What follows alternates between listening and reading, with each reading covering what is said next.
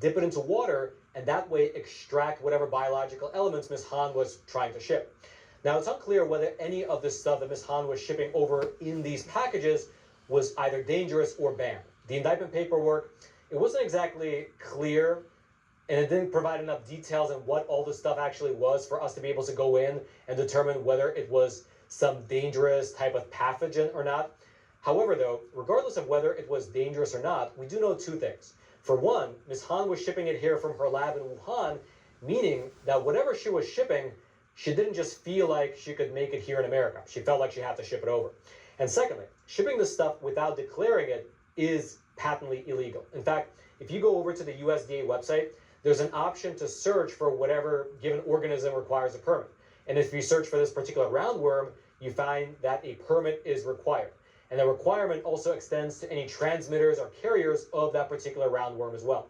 Now, the relevant law in question can be found in U.S. Code of Federal Regulations, specifically Title IX, Section 122.2, which says, quote, "No organisms or vectors shall be imported into the United States or transported from one state or territory or the District of Columbia to another state or territory or the District of Columbia without a permit."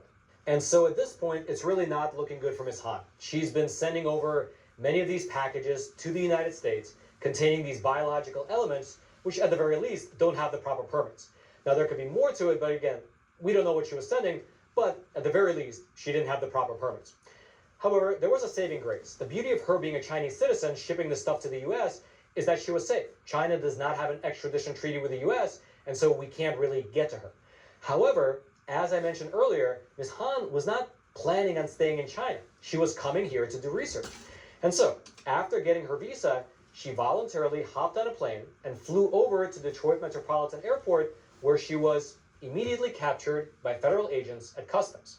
They questioned her, and after initially denying knowing anything about these packages at all, she eventually folded and admitted to being the sender. Quote, "Han stated she conducted research on C. elegans life cycles at Huazhong University and was intending to continue research at the University of Michigan laboratory.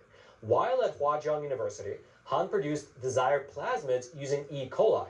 Han isolated the plasmids and injected them into C. elegans as the primary method to conduct her research. Based on my training and experience, plasmids are often used to introduce genetic modifications of organisms such as C. elegans." And again, it really does make you wonder that if all this work was truly on the up and up, it's not clear why she would have to mail these specimens in this secretive way rather than just remake them over in the Michigan lab. That's something that might just have to come out in the process of the actual trial. Regardless, though, there were 4 other interesting takeaways that came out of the interview between the federal agents and Ms. Han at the airport. The first thing was that she admitted to sending a lot more packages than just the 4 that were intercepted. Quote, "Han could not recall exactly how many packages she had sent to the United States and estimated that she sent between 5 to 10 packages. Han stated she was informed by Chinese couriers that several of the packages were lost in transit," meaning that Customs and Border Protection only intercepted somewhere between 20 to 40% of the packages she had sent. Secondly, she claimed that the recipients who were receiving these packages knew nothing about them. In fact, in that interview, she went so far as to, quote, "characterize the shipments as surprises for recipient 1 and recipient 2.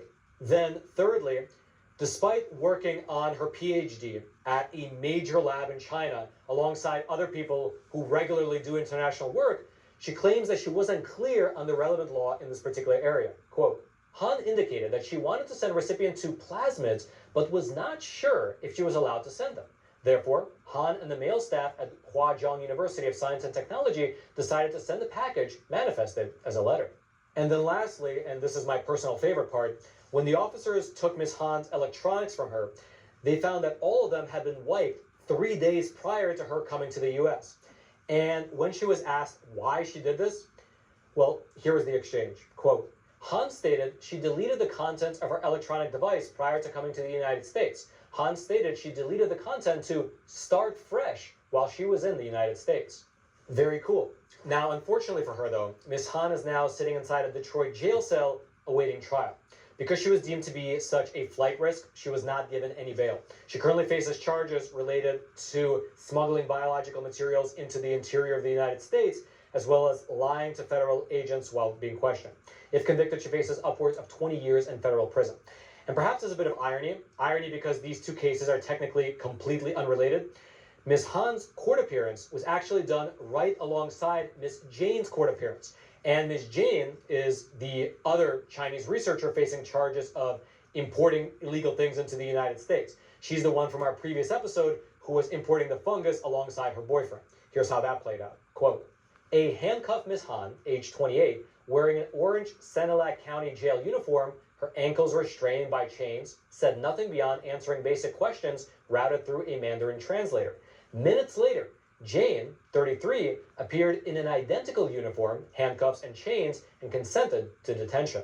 Again, these two cases are technically completely unrelated, and it's just pure cosmic coincidence that these two Chinese female researchers at the University of Michigan, both accused of smuggling biological material into the United States, received back-to-back court appearances.